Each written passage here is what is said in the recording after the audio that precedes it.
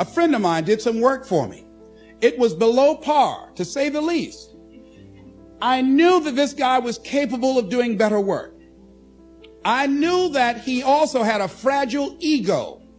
So I was trying to think of what is the most sensitive way in which I can share this information with him.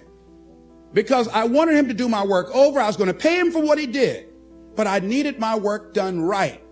But I was afraid that I would hurt his feelings. I was very, very meticulous in how I approached him. And I said, let me share this with you. You know I care about you and that you're a very talented and gifted person.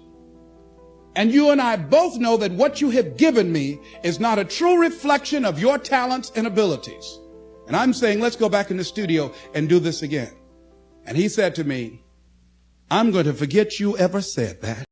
I was wiped out. He never spoke to me again. Now, when you decide to act, you're going to have some people like that. We're no longer friends. I lost sleep over that, ladies and gentlemen. I said, I can't believe that. I remember sitting up one night looking at the phone. I said, I got to call him. He said, no. Then I said, no, forget that. I called, man, look here, we've been knowing each other too long to allow this to come between us. He said, don't call me anymore, and hung up. And then I wanted to think about what can I do to make it up to him? And then something came to me, Les, what do you have to prove? See, many things we don't do is because of the fact we want people to like us. There's some necessary losses in life. When you decide acting in your best interest, you're going to lose some friends. Everybody's not going to approve of you. There's some people that won't like you. Who do you think you are? You're arrogant. What do you think you can do? You think you can get away with that? You're selfish. Thanks, I got that. It's my life. And so what I'm saying to you is that as you begin to look out on your life, this is challenging. This is not easy acting. So what are the things that we can begin to do to harness our will? Number one, you've got to bring it out and look at it. You've got to take the power out of it. You've got to expose it to the truth. And the truth is that it has no power over you. So write down something you want to act on, but for some reason that you've been holding back, and look at it. The next thing is, ask yourself the question, is it helping you to continue to put it off? If it's an asset for you to continue to procrastinate, then continue to do that. But if it's a liability for you, if it's causing you some mental and some emotional challenges, or perhaps a financial problem, look at that.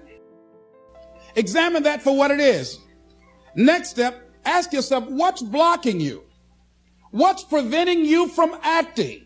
Why don't you have the courage to handle that? Why won't you face that? What are you running away from? What kind of avoidance behavior are you engaged in? So what is the worst thing that can happen? I want you to visualize that, experience that, feel the nervousness and the discomfort. And the more you run it in your mind, the less power that it will have. When we look out on our lives, you ask the question, what are you going to do? Look at, as you think about this that you know you need to handle, what are you going to do?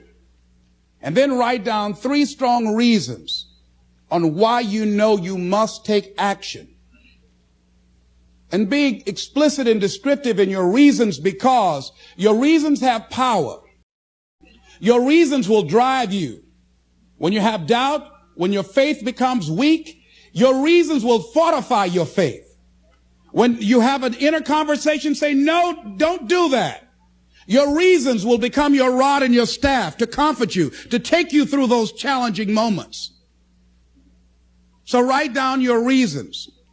And what you will find, that when you decide to act, when you decide to take life on, and let me warn you, it can be painful, it will be uncomfortable, and that's where the growth is. When you're uncomfortable, when you're stretching out, when you're taking life by the collar, you're going to get thrown to the ground again and again and again. But when you have determination, and you know that what you're doing is right, it gives you your life, it gives a special meaning and power to you, you will have some power from on high. You will discover some things about yourself that will begin to electrify your personality. You'll begin to discover some things about you that you don't know you've got. Some people wish they could do better, but some people expect to do better. Where are you on that? Let's look at what are the things we can do to increase our self-approval, our self-appreciation, our self-acceptance. Here's number one, love yourself. Make caring for you the highest priority in your life. Take care of you. Look out for what truly satisfies you. We're not taught to love ourselves. We're not taught to look out for ourselves. We're not taught to take care of ourselves, to become sensitive to our wants, to our needs, our desires. So make a conscious effort. Make you number one priority.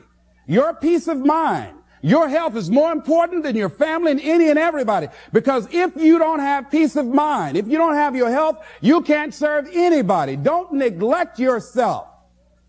A lot of us, and particularly ladies, have been groomed to be sacrificial lambs, putting their dreams on the back burner in deference to their children's dreams or their husband's dreams or their family's dreams, and forget about themselves.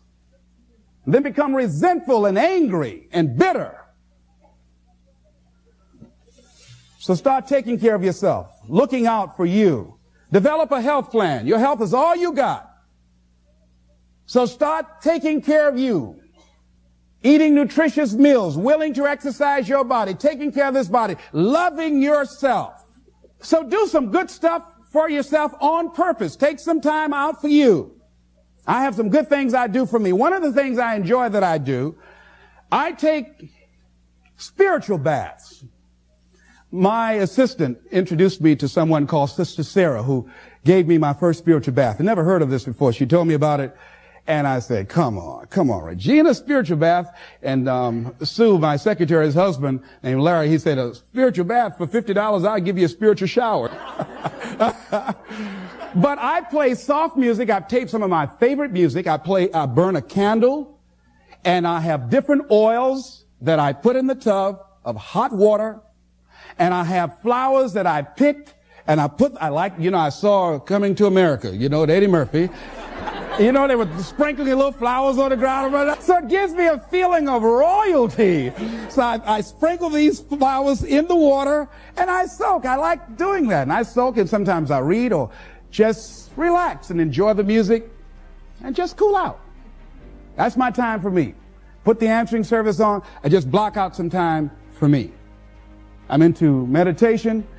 I've been working and exercising now, just doing some things for me, taking care of myself mentally, emotionally, and spiritually, and physically. You can't develop and manifest your greatness. You can't be a high achiever if you don't feel good. You don't take care of yourself. So I'm taking care of me. And then you know what? It takes the edge off your life. It helps you to manage things rather than allowing them to manage you.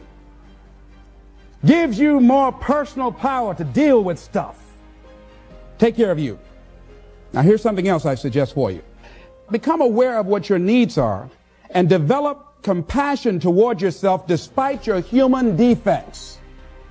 Develop compassion for yourself despite your human defects. You will never be perfect. Hello. You will never be perfect. You're human. You've made a lot of mistakes. You've done a lot of dumb, stupid things. Guess what? You're not through yet. You're going to do some more. Hurry up and get it over with. It's all right. Got to learn to be gentle with yourself. Make it all right. What you don't know, mistakes that you make. It's okay. Handle it. Learn from the experience. Decide that you are going to, whatever you become involved in, to be upfront, to be true to yourself. Are you getting what you need out of it? And be upfront with people and tell them what you need from them. Don't assume that they know. Don't say, I thought you knew. No, tell people upfront. Here's what I need from this in order for this to work for me. Be upfront with your stuff. Tell them upfront so they're not surprised later on. So your feelings aren't hurt later on. See, if they tell you up front they can't do it, now you know you can keep on stepping. But tell people up front, here's what I want. In order for me to play this game with you,